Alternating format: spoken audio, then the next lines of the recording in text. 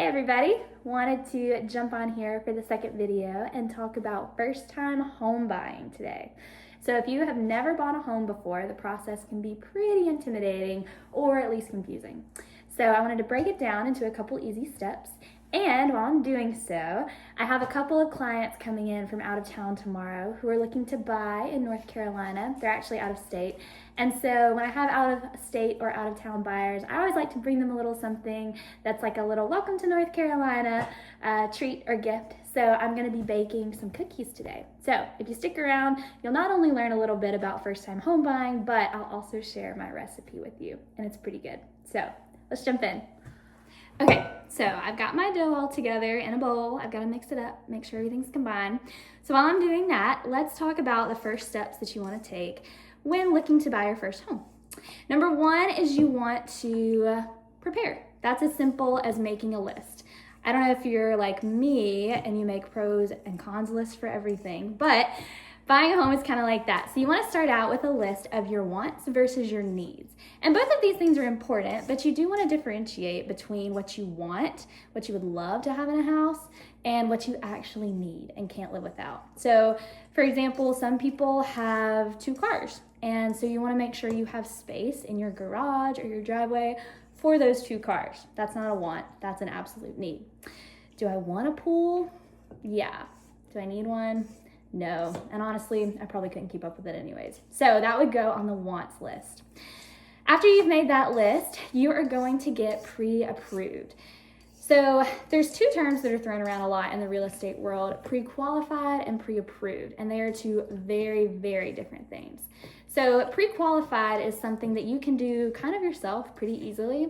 Go online with your bank and get basically confirmation from them that you are pre-qualified to buy a house. But this doesn't actually tell homeowners and real estate agents a whole lot about your financial situation and whether or not you're actually ready and able to buy. That's where a pre-approval letter comes in, and those take a little bit more work to get, but they're totally worth it, and in some cases essential if you want to actually tour certain properties. So a pre-approval letter is something that you will get through a lender, which your real estate agent can set you up with. And basically that is where they will take a look at your financial statements and just decide whether or not you're able to buy within the range that you're looking at. Or they'll even give you a number saying, yeah, you will be able to buy within the 300,000 range or the 400,000 range or the $1 million range. If that's you, please hit me up. So getting that pre-approval letter is very important. Once you've got that, you can start the fun part, which is your home search. So that's the part where you get together with your real estate agent, which is hopefully me, and you get to drive around pretty neighborhoods, looking at pretty houses and touring them and deciding what you like and what you don't like. So that's the really, really fun part that's kind of sandwiched in between the paperwork and like not so fun part on the front end, and then all the paperwork and more fun paperwork on the back end. So let's take a break really quick. I'm gonna get these rolled out and then we'll talk about the last step of the home buying process. Okay, so after you have picked out the house you like and the one that you want to make an offer on and hopefully buy and go under contract on, you and your agent are going to make an offer. So that's where you enter into a contract with the seller of the home that you like. And there's a lot of things that go on during this time period that's way too much for this video. Your actual agent can tell you all about that. But basically what you need to know is that there's a lot of things going on behind the scenes that your agent, a lender, people like that take care of. The one that you will be the most involved in is the due diligence period. And this is where you get to go and get every inspection that you want for your house. So your agent can recommend which ones are probably most needed for your property, but as the buyer, it's really important to figure out what your property needs and what you want to know about your property, or your future property, hopefully. So this can include things like termite inspections or roof inspections, radon inspections if you live in the mountains like us, which I don't even know what radon was before I became an agent, but you should totally check it. Yeah, things like that. So your agent can help you out on the specifics of that. But once you get all of those things cleared and you feel good about the home that you want to buy, then you're gonna go into the last part of the process. So your lender is going to give you your clearance that you are cleared to close, you're cleared to finish the process, and then you and your agent and the seller and the seller's agent and everybody involved will get together with an attorney, and you'll get to do the really exciting thing that we call closing.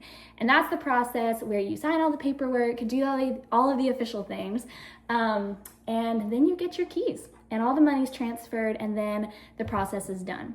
So I know it may seem like a lot, but really it's not that much. From beginning to end, the process isn't that complicated. It can seem a little scary if you've never done it before, but if you have a real estate agent, they can walk you through each step of that process and explain every little bit that I just explained in even more detail as you're going through it, which can be very helpful. So if you are in the Western North Carolina area and you are looking to buy a home and you don't have an agent, I would love to be that agent for you. I might even bake you some cookies. So let me know, give me a call or shoot me an email. All my info will be at the end of this video. So, well, I hope you guys have enjoyed it. I don't know if you can see a couple of my cookies that I've got. Yeah, I actually can't. Anyways, a couple of my cookies that I've got, they are actually pistachio dark chocolate. So I'll share that recipe at the end of the video as promised earlier.